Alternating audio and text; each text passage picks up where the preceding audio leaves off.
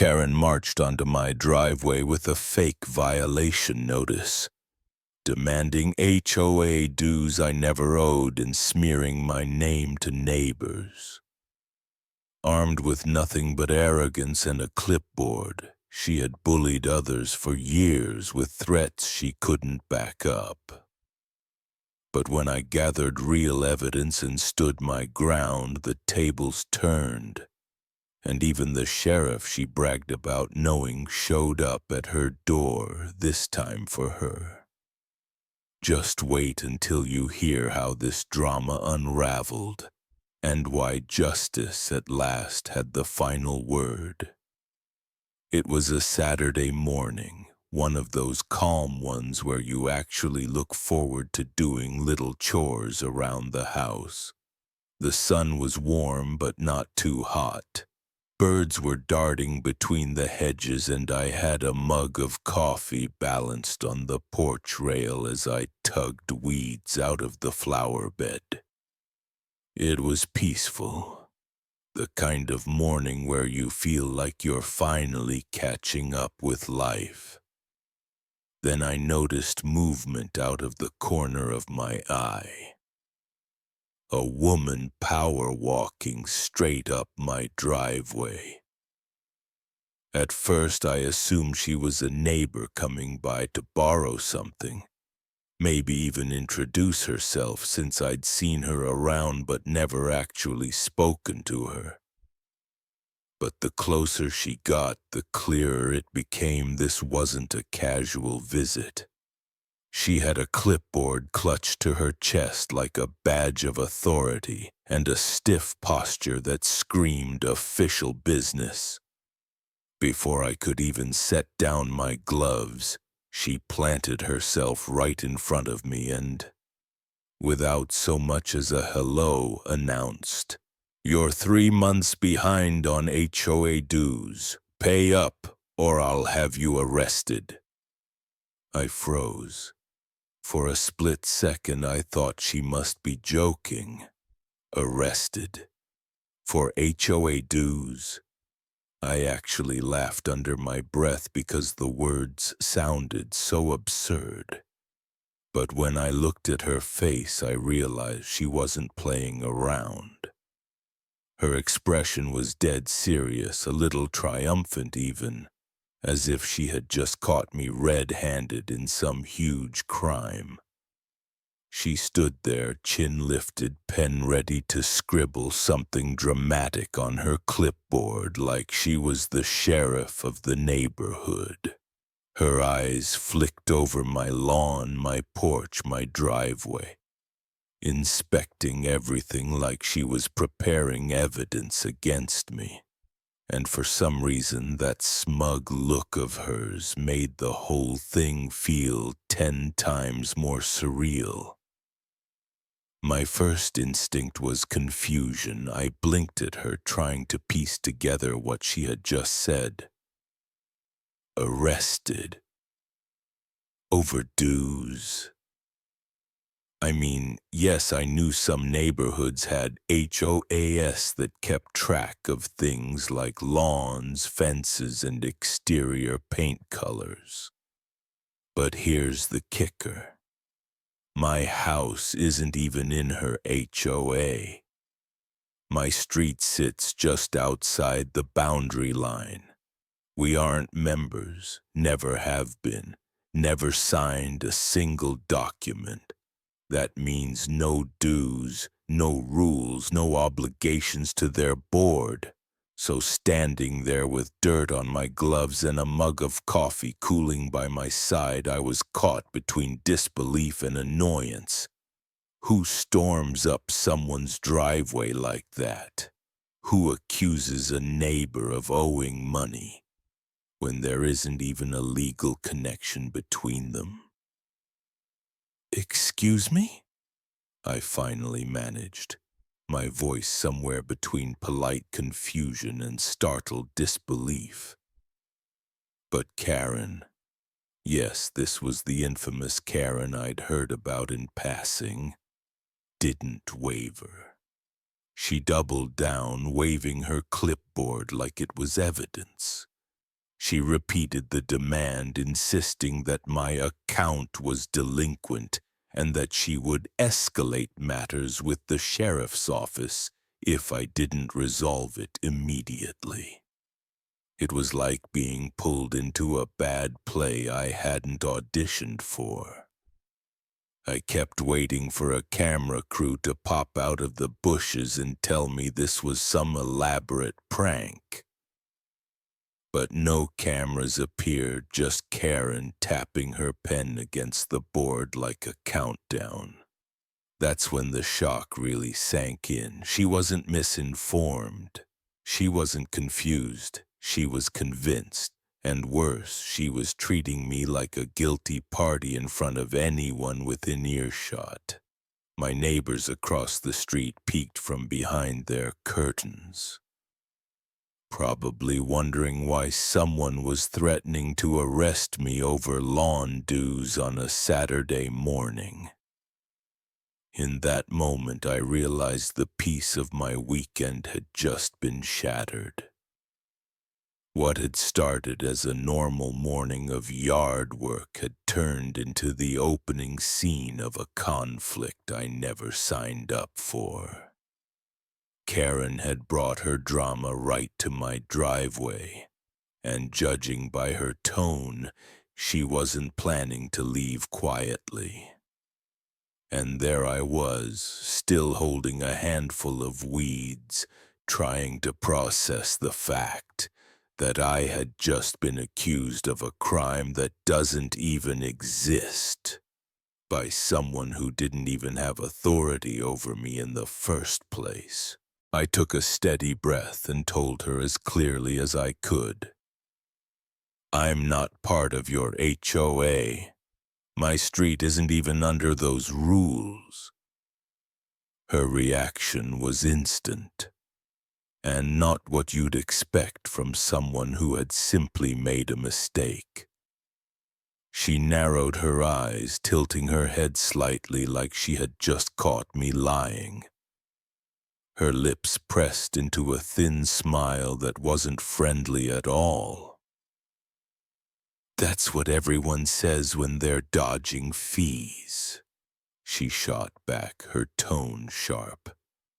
"Don't play games with me." Before I could respond, she thrust a sheet of paper into my hand. I looked down, and immediately it was obvious this wasn't anything official. It had the word "Notice of Violation" typed in bold at the top, but the font looked generic, like something you'd see on a default Word document. No letterhead, no legal seals, just clip art of a house in the corner and bullet points listing supposed violations. Unkempt lawn, failure to pay dues, non-compliance with HOA guidelines. It was so unprofessional that for half a second I almost laughed, but the longer I stared at it, the less funny it became. She had gone through the trouble of creating this document not to help or inform, but to intimidate. This wasn't some confused neighbor trying to figure out boundaries. This was someone actively trying to bully me into submission. Then came the real kicker. She leaned in, lowering her voice as though she were letting me in on a dangerous secret. "If I don't see a payment of $400 by the end of the week," she said, tapping her clipboard for emphasis, "I'll have to call my contacts at the sheriff's department. They'll take it from here, and believe me, you don't want it to go that far." My jaw literally dropped. She wasn't just threatening me with HOA penalties anymore. She was threatening to get law enforcement involved over something that didn't even apply to me. And she did it with such confidence, like she truly believed her words would scare me into pulling out my checkbook. That was the moment it hit me like a wave. This wasn't a simple misunderstanding. She knew exactly what she was doing. Karen wasn't confused about the boundary lines. She wasn't accidentally knocking on the wrong door. She was banking on fear. The kind of fear that makes good rule-following people pay money just to avoid trouble. And it made my blood boil, because here's the truth. I could tell by the way she carried herself that I wasn't her first target. The polished clipboard, the pre-printed notices, the smug tone of authority. It all suggested she had pulled this routine before, maybe even successfully. How many other neighbors had she intimidated into handing over money? How many people had stayed quiet, too nervous to question her fake fines? I stood there, still holding that ridiculous sheet of paper, while she spun on her heel and strutted down my driveway like she had just won some kind of victory. She didn't walk quickly. No, she walked slowly, deliberately, giving the impression that she was in control, that she had the upper hand. And as she passed my neighbors' houses, she did something that really lit the fire under me. She waved at the folks across the street. Nice couple, always kept to themselves. And loudly announced, "Some people in this neighborhood think they don't have to contribute. Freeloaders, that's what they are." I watched in disbelief as she gestured vaguely in my direction, planting seeds of gossip right there in broad daylight. My neighbors peeked out from their porch, looking confused, maybe even a little embarrassed, as Karen's voice carried across the yards. She wanted them to think I was the problem. That I was the one cutting corners, skipping dues, refusing to play by the rules. And that was the part that burned me the most. It wasn't just about money anymore. It was about reputation, about standing in my own community. Karen had tried to brand me a liar, a cheat, a so-called freeloader. And she had done it publicly, with a satisfied grin on her face, by the time she turned the corner and disappeared from view. I was left standing in my yard, fists clenched around that fake violation notice, heart pounding with a mix of anger and disbelief. The shock of the morning had turned into something darker, heavier. I wasn't just annoyed anymore. I hated the way she had tried to control me, the way she had twisted the truth, and the way she walked off as if she had already won. And that's when I knew. If Karen thought I was going to roll over and let her bully me, she had no idea who she was dealing with. The next morning I woke up still replaying the whole scene in my head. Her fake notice, the smug walk, the way she called me a freeloader in front of my neighbors. It all churned like a storm inside me. Shock had turned into anger, and anger demanded action. If she wanted to play games, then fine, I would play. But by the real rules, the ones she clearly wasn't expecting me to know. So I spent the better part of that Sunday digging into everything I could find. I started with the county assessor's website, pulling up maps of the neighborhood. Sure enough, my street was a thin strip of houses just outside the shaded HOA boundary. There it was in black and white, my property line sitting comfortably outside her jurisdiction. I didn't stop there.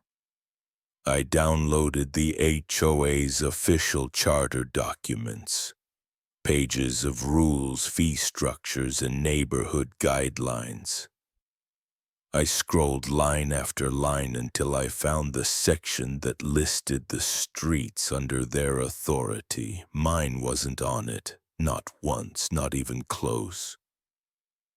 And then I made a few phone calls. The first was to the city clerk's office, where a very patient woman confirmed what I already knew.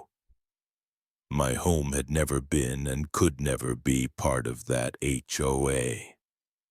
"You're outside the boundary," she said, sounding almost amused. "They don't have a say in what you do." I should have felt relief, but what I felt instead was heat. Because the deeper I dug, the more I uncovered. And that's when things got worse. A quick search online, plus a few conversations with nearby residents, revealed that Karen wasn't even the HOA president. She wasn't the treasurer. She wasn't the secretary. She was just a board member, one out of several, who had somehow crowned herself queen of the neighborhood. And apparently I wasn't her first target. Stories came trickling in.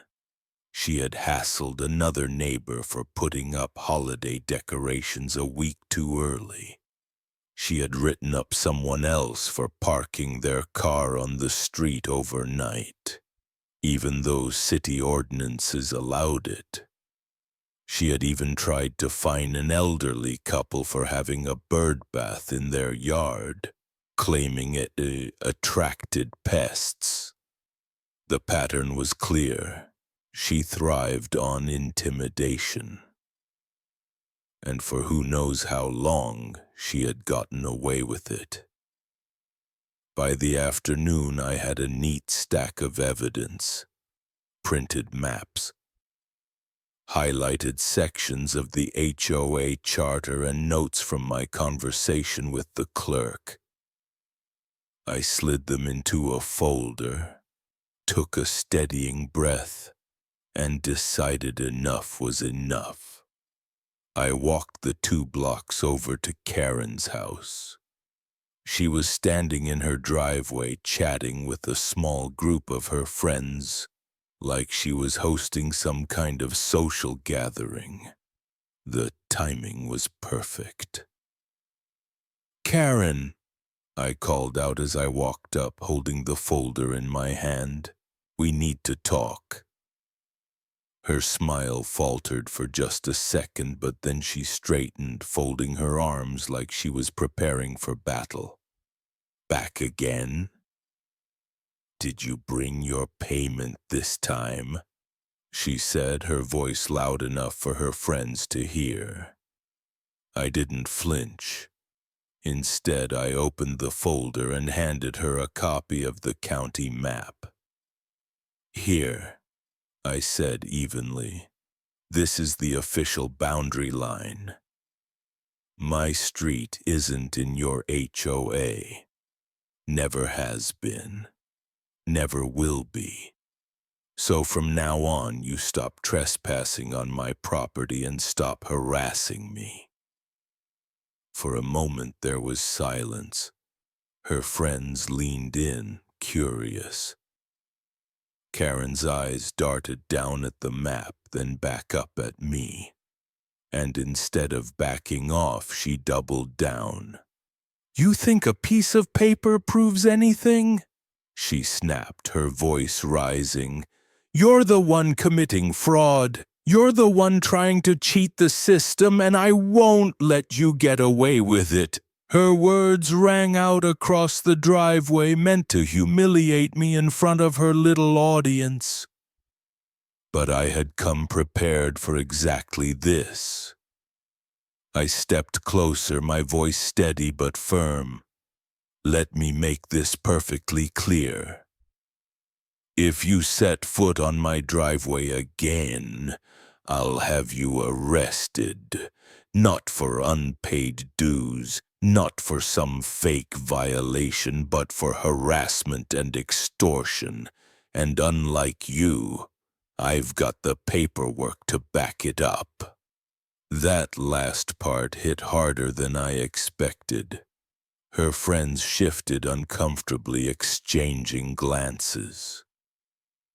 Karen opened her mouth, then closed it again, clearly searching for something to say but finding nothing said.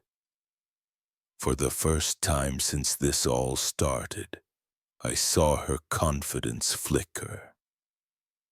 And in that flicker, I knew the tide was starting to turn.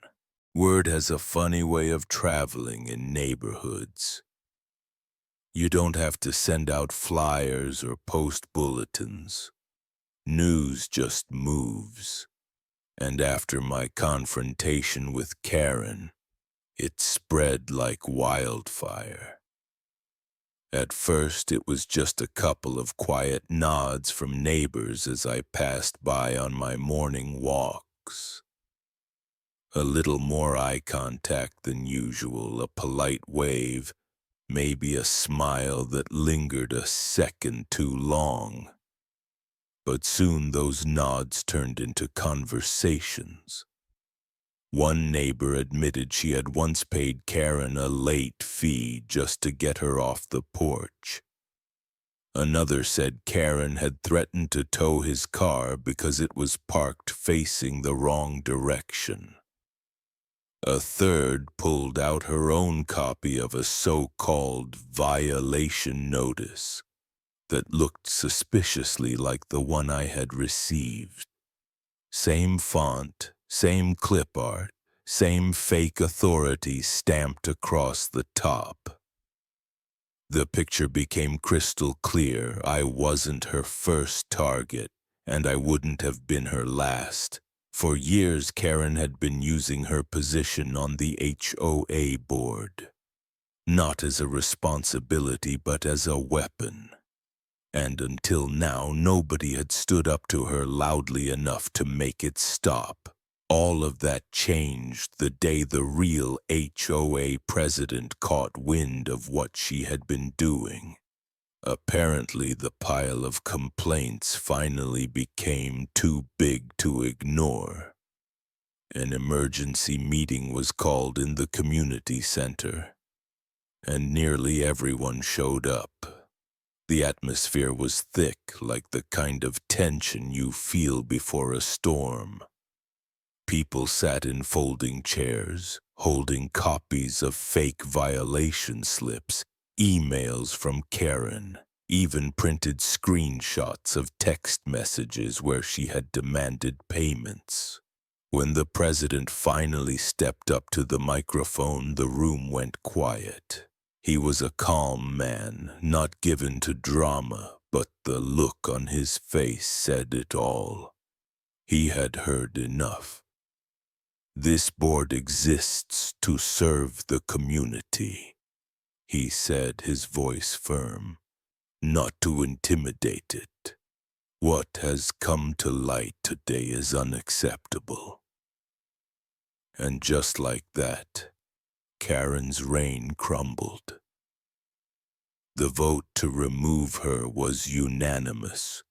No debate, no hesitation. Stripped of her position, she stormed out of the meeting, slamming the door so hard it echoed in the hall.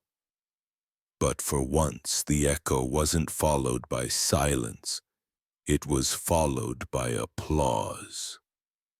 You'd think that would have been the end of it, but Karen wasn't ready to let go.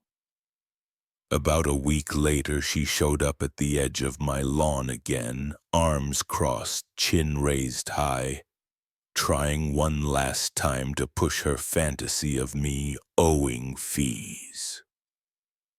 Only this time she didn't get far.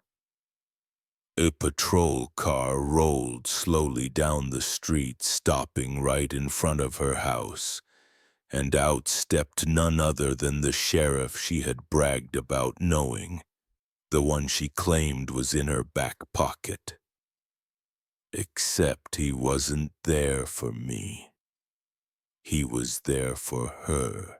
Someone, maybe more than one someone, had filed an official harassment complaint. The moment was almost cinematic. Karen's confident stance faltered as the sheriff walked up her driveway. Her expression shifted from defiance to disbelief, and finally to something that looked very much like panic. All the bravado, all the smug superiority she had carried around with that clipboard, gone in an instant. And me, I stood on my porch, coffee in hand, watching it unfold. There are moments in life when justice doesn't just arrive quietly. It arrives with flashing lights and the sound of authority that can't be faked. Watching Karen realize that she couldn't bend everyone to her will, that her threats had finally caught up to her, was pure satisfaction. The best part? I haven't paid a single dime to her, and I never will. My lawn is greener than ever, my neighbors are friendlier than they've ever been, and Karen, well, let's just say she finally learned the hardest truth of all. She doesn't run this neighborhood, and that truth feels better than any victory I could have imagined.